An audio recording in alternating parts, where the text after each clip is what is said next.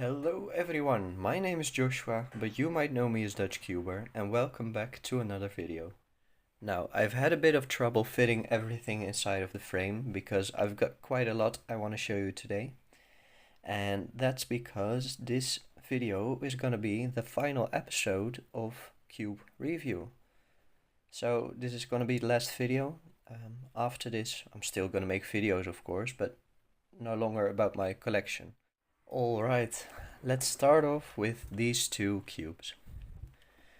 They are both 1 by 2 by 3s, and I have them both because I just really love the way this one looks. It's a bit childish and it looks really fun.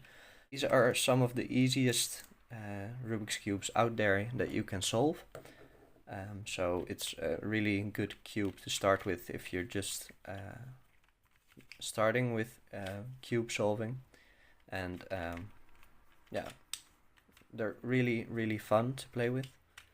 Really simple though, because while scrambling you might stumble upon actually accidentally solving them, but they are really fun and they look really cool, so that's why I still wanted to include them. And then in the same category I've got these two cubes. Now they basically work the same, but not quite. So I'm just gonna show you. It's a bit difficult to explain. I'm gonna start off with this one. This is actually a fidget spinner, as you can see, but it's also a Rubik's cube. It's a 3 by 3 by 1, and yeah, you can just turn these faces,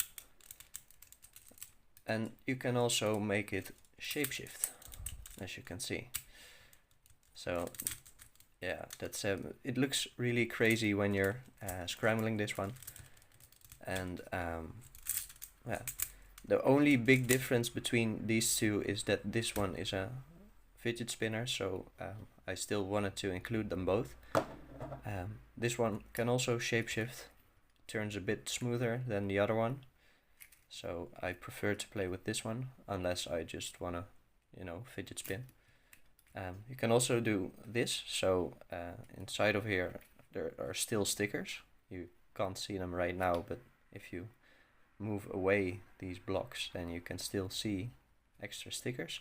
So that's really cool. They've really thought about this cube well, and I really like the fact that it can shapeshift. That's really cool. So this is just really fun to play with, and the same goes for this one.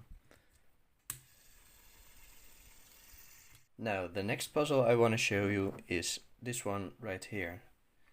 This is the Rubik's clock, and it's actually a puzzle that's in the championships.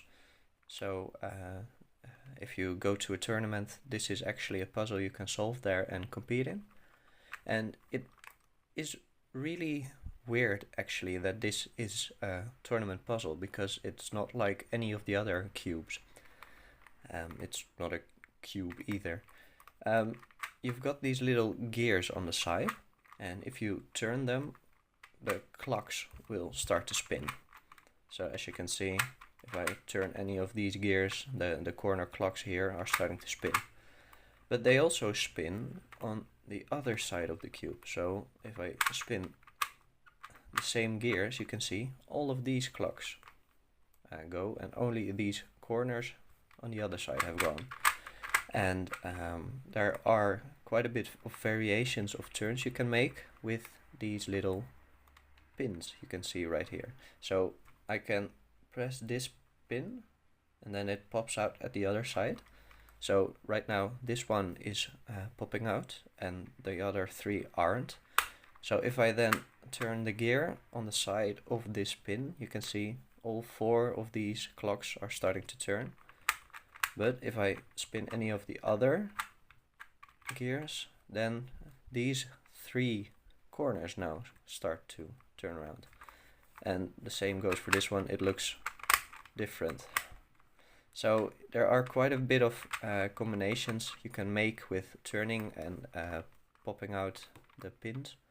So it's a bit of a difficult puzzle, I'm gonna say, but you can figure it out. I've also figured it out, and after you've learned how to solve it, it's not that difficult anymore. But it is really, really fun to play with. So I suggest you also get your hands on one of these. I've just put the puzzles aside so you can see these accessories better, and let's go on to this one. It's a really fluffy Rubik's Cube.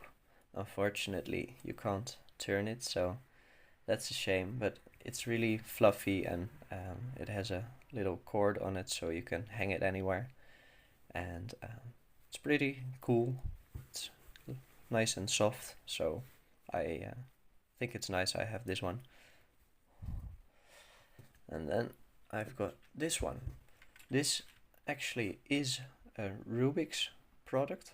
It's called the Rubik's Revolution, and it's not really a Rubik's Cube. You can't turn it in any way. But in the middle, you've got these little buttons, and you can click them. And that's the case for every single middle piece. And it's an electronic toy, I would say.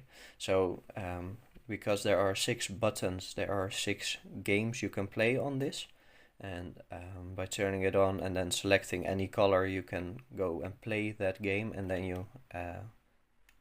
you just press different buttons to play the game. So I'll turn it on for you guys. It's a bit loud.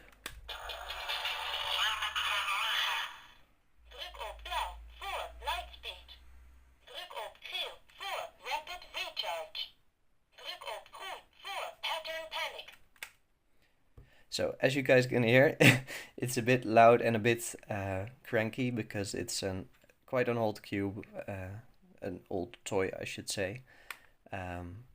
So the sound is completely scuffed, and it's in Dutch, so you guys don't really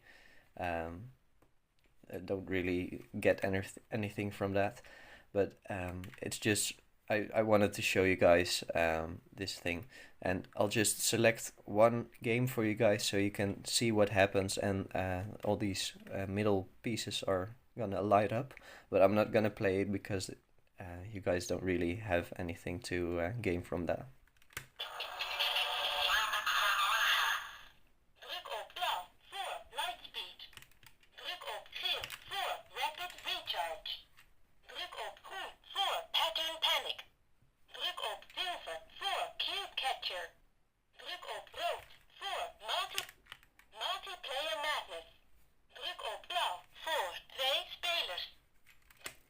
So the middle buttons light up. That's pretty cool, but it is quite loud, and the games are pretty simple, so it is fun, but I really think they should make a new version with a better sound and less noise.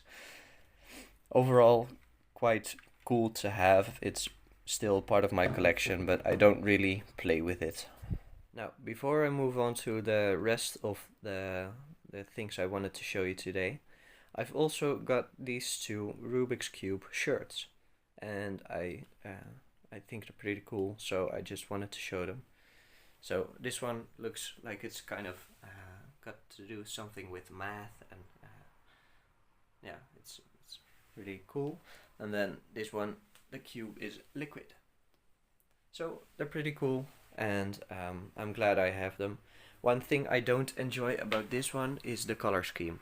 It's not right, because as you can see here, I have a corner with yellow and orange, and this corner is also yellow and orange, so it's an impossible cube.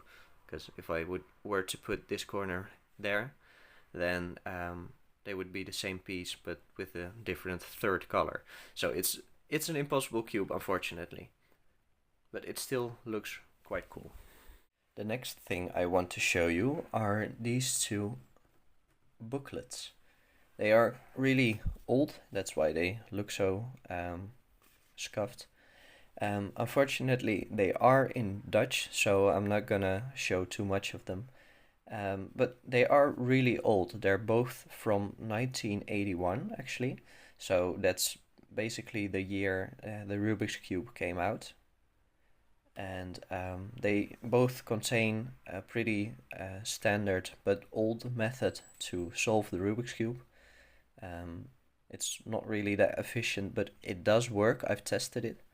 And this one also contains some fun algorithms to make some patterns. So they are pretty cool, but they're a bit outdated and old. But it's still really cool to have them. Oh, I don't know why I just put them back there, because the next thing I wanted to show you is this thing. It is an actual puzzle. So they've got puzzle pieces and you need to put it together, as you can see right here. It contains only 55 pieces, but because of all the color and the color combinations, there are actually more than 1.8 million different ways to assemble them with only one correct solution. So that's really cool. I've already solved it. It was correct. It is more difficult than you would think, because it's got only 55 pieces. You would think that it's pretty easy to solve it, but it isn't. I think it cost me like an hour or something, but it is really fun to play with. And I'll just show you the way the puzzle pieces look, because it's actually so crazy. Look at this. This is a jigsaw piece. Just look at it. So crazy. And these are the outer pieces, so the corners. And they assemble in a really weird way. So this piece would go right here. And that's just crazy to me. And then you can already see the difficulty of this puzzle, because this color lines up. These colors line up, the white and the green. And the only one that doesn't fit is this blue with white part. And then you've got pieces that align with everything right here. But then if you've got the right piece right here, then they don't align with the colors in the middle. So you've also got to work back from where you already thought you were done, because it turns out then that it wasn't complete yet. So that is what makes it a bit more difficult to solve. And they just look really weird, these puzzle pieces. So I think it's really, really cool concept. And now the final thing in my collection and from today's video. This is my prized possession in my collection. This might be the favorite thing I own about Rubik's Cubes. And this is the Rubik's Cube Funko Pop.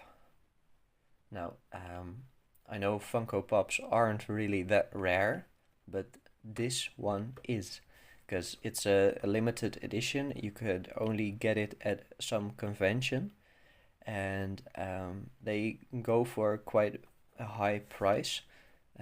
This one I think costed $65, I believe.